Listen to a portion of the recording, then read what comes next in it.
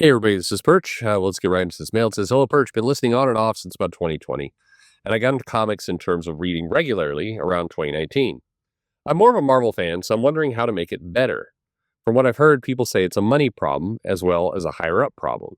They seem to not really care, and in the case of the Spider Office, actively dislike the fan base. Well, I'll pause here for a second. Um, I'll argue with people in comedy like they don't actually dislike the fans. Well, yeah, there's truth to that. Nick Lowe, who will post kind of sarcastic, spicy things at fans and to fans at different times. It does give the impression he dislikes the fan base. The truth of the matter is, and some of you may be going, this is a stupid distinction, is he dislikes some of them. He definitely likes some of the fan base, and that's true of all the people in comics. They like some of the fan base, they don't like others. Sometimes that dislike is justified. I understand you're producing a comic and you need to care about all your customers, but some of the customers legitimately have wandered into complete a-hole territory and you're not going to get them back. Now, I think it is, don't get me wrong, it is absolutely stupid to get in there and start throwing punches with them. Not because some of these people don't deserve it, but because you're putting, the rest of the people watching on expect you to, hold yourself with some dignity. And so from my perspective, when you see a Nick Lowe or a Dan Slott or somebody like that, who's really going after people on social media, I think Dan Slott, I know this actually for a fact, will tell you, "Oh, I'm just playing. I'm just brawling. They're brawling at me. I'm brawling them back. None of this is that serious. This is what I'm doing." And okay, that's a position. Um, the challenge is the people he's brawling with are not enjoying it. But worse, the people who are Dan Slott fans or are maybe just Spider-Man or Superman fans are watching on going, pardon me, sir, I came here to talk, Spider-Man. And instead I'm seeing two people argue about fascism. And it's not even, it's not even General Zod fascism. It's like a senator from Utah fascism. Like, what, why are we talking about a senator of Utah? Can we talk? I came here for Superman or Spider-Man. Can I? That's the problem is that it's the real person you're alienating is the it's the onlooker. It's the person who's generally not black-pilled. It's the person who is fond of comics. The people who are screaming are making lots of noise, but that's highly unlikely those people are buying your comic anyway. From a pure commercial perspective, when you flip out, yeah, but again, not good behavior, but the person that is the biggest destruction you're doing are to the people who are arguably on your side or are trying to enjoy comics. Anyway, back to the mail. It says, while DC is killing it because of higher-ups like Scott Snyder really seem to care, and James Gunn, who is in charge of the movies, and shouts out to the comics. I'm unsure about page rates, but people from Marvel seem to be heading over there a lot more than the other way around, meaning Marvel going to DC. You've said they may get licensed out, which would be a good thing. Maybe. If they go to Dark Horse, would Mark Miller be able to get their hands on it? Maybe. Their hands on it. Oh, did I miss an announcement about Mark Miller's pronouns? No, I'm kidding. If I was them, I would hire the writers from Ghost Machine as well as Venditti, since he isn't doing much. But what do you think would fix Marvel? I'm unsure if this is how you read fan mail, but it was worth a shot. Thanks. Yeah, this is it. You got it.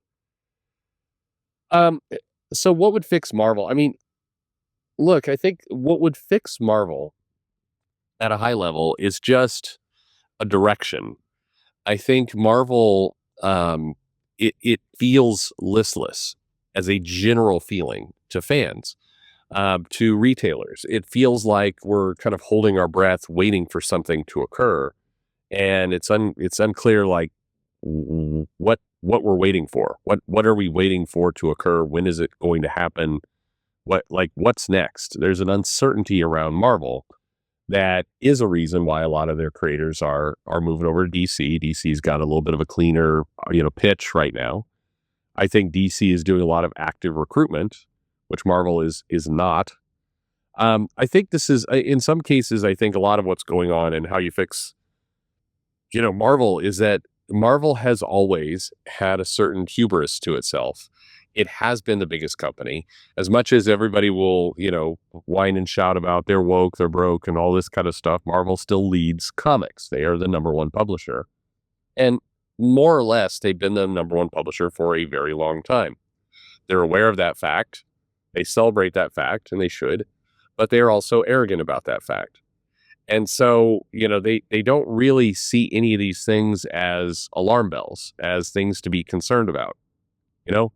And to be frank, because sometimes people call me that name, to be frank, there's no reason for them to flip out when your company is on top, number one, winning in unit sales and dollar sales. It is hard to rally yourself to, dig deep and go win.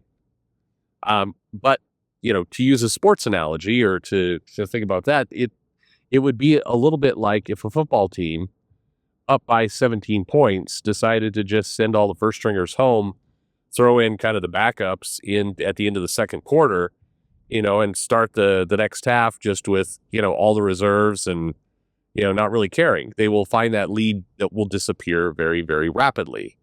And I think that's the danger for Marvel is that, they don't necessarily see the threat to their own business. Right now, people at Marvel are consumed with what's Disney going to do? Am I going to have a job? Is things going to get outsourced? You got people running around like, I don't have answers. I'm not sure how to execute.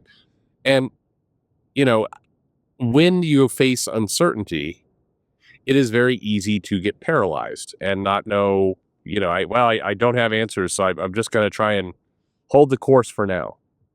And when you get a company of people holding the course, and particularly a creative company holding the course, it doesn't lead to great results. And so that's what needs to happen is a spark of, guys, we need to go win. And somebody goes, wait, we're already winning. It's like, no. We need to win more. Like we truly actually, it's not enough to win by a little. We need to, it's in the words of like the Steve Ballmers of the world, we need to crush our competition. We need to send their kids to public school. We need to absolutely thoroughly dominate. I have nothing against public school, by the way. I find a lot of private schools are overly douchey and charge you for the experience. But anyway, that's the idea is that you need to have that competitive spirit. And I think a lot of people at Marvel are concerned where their job's going to be, how much longer is this going to last? I think there's a certain sense of fatalism about the company when you talk to a lot of the people who work there. Not the artists and writers, not the freelancers, but the office people. There's a strange emotional mix. It's a weird mix of arrogance plus fatalism. Like we are the best in the world and we're about to be fired. It's a bad cultural thing. You need to bring some people in there that are going to repair the culture. And I think Cebulski, to his defense, I think attempted to do that. But he quickly became part of the machine, part of the rumors. I mean, I can't begin to tell you how many people, and a lot of people, have told me weird stories about experiences with Cebulski, where Cebulski's bringing up stuff like, well, I heard that back 6 years ago this happened, and I don't know. And I don't even understand why you would, the part of the benefit of being a leader stepping in is that you have a chance for a clean slate for you go, hey, a lot of stuff happened in the past and we're not going to go litigate all that stuff, but we're moving forward. It's a new day. But instead, it seems like it's like, well, this happened at a party. Well, I heard that you had a problem bringing in pages. And well, I heard that actually, you posted this. What's weird is I've heard stories about them going after somebody. And there is a woman who was writing a number of things for Marvel during the Krakoa era, who was also a very aggressive anti-Israel Palestine person. I don't mean just like support Palestine. I mean like support Palestine and kill all the Jews. That's what I mean. That gets me demonetized saying stuff like that. But that was what was being posted. And the writer continued to kind of linger on at Marvel for a year, but is now gone. I mean, just no longer doing anything for them. And Cebulski brings it up to people. It's like, well, as an example, look at her, look at what she did. And it's like, yeah, let's actually complete that story. So number one, okay, those tweets are bad, but at the same time, you still let that person write for over a year while this stuff was being posted regularly. Why'd don't you think that sends a confusing message about your tolerance for this stuff? And then two, that writer was posting all this stuff before, like lots of it before. So, again, you hired her while she was doing this. You continue to let her work while she was doing this. And so what the hell? And and by the way, your position could be, hey, look, this is a creative work. It's the creator has the right to say whatever they want to say. So we're not getting involved. Okay, you have the right to say that, but then that means you shouldn't be saying now, yeah, you can't post like that or it catches up to you. Like, okay, does it catch up to you or not? Anyway, I use this as an example to say it's confusing, and the lack of leadership there is a major problem. At the end of the day, Marvel is sitting on the biggest characters, huge IP, the cash to be able to hire lots of different people if they want to. Yes, their pay rates are too low, and everything about their pay is too low. But while their distribution problem is a problem, they're still dominant. Retailers will look in the catalog first for Marvel in almost every case. I don't know. I'm sure this irritates a guy like Snyder, but many retailers will, go to do their ordering. They start with Marvel. They calculate up how much their Marvel they're getting. Then they move on to DC.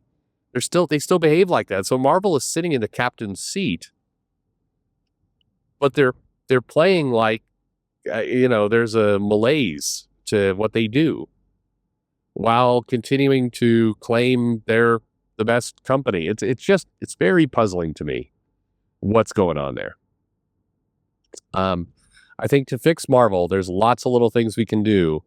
It is that you have to fix the leadership, and you have to get the spirit of competition and the desire to actually go do things and be big, go into that company. And until you do that, I mean, forget about it.